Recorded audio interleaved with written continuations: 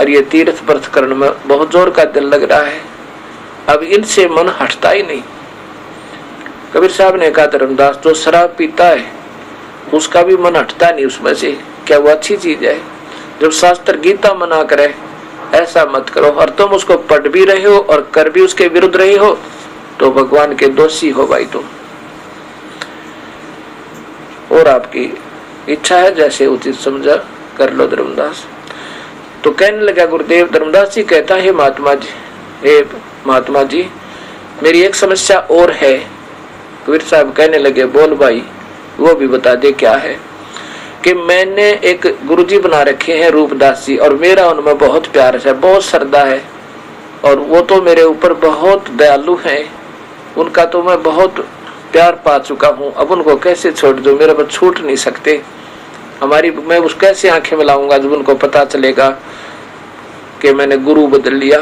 और कहा सुना है कि गुरु नहीं बदलना चाहिए, गुरु एक ज्ञान अनेक। कबीर साहब कहने लगे, धर्मदास एक बात बता, वो आपके गुरुदेव आपको कहाँ तक का मार्ग बता रहे थे ये तो मालूम है?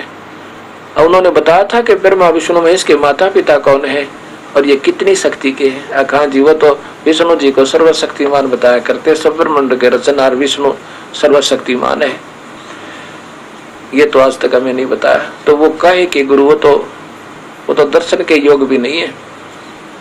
तो इस बात से धर्मदास नाराज हो गया, नहीं महाराज जी ऐसी बात आपने नहीं कहनी चाहिए। उन्होंने कुछ तो मार्ग बताया ही है, कुछ तो रास्ता दिया हमारे को। कबीर साहब कहने लगे, नादान, अब मान लीजिए आप दिल्ली खड़े हो और आपने जाना है श्रीनगर, और टिकट ले ली श्रीनगर की रेलवे स्टेशन पर। दिल्ली के रेलवे स्टेशन से श्रीनगर जाने की टिकट ले लिया आपने, और आपने किसी से पूछा कि मैंने श्रीनगर जाना है, वो ट्रेन कहाँ खड़ी है? प्लेटफार्म पर किसी से पूछ लिया, उसने कह दिया कि सामने ट्रेन खड़ी है, इसमें बैठ लीजिए। और आप उस बताने वाले मार्गदर्शक के ऊपर पूरा विश्वास करके और उस पर बैठ के जाकर उस गाड़ी में आगे किसी से पूछा नहीं, क्योंकि कौन पूछा जो पता चल गया अभी और भी बैठ रहे हैं और पूछ लिया मैंने, इसने मुझे बता ही दिया है, ये कोई झूठ थोड़ा ही बोल रहा होगा।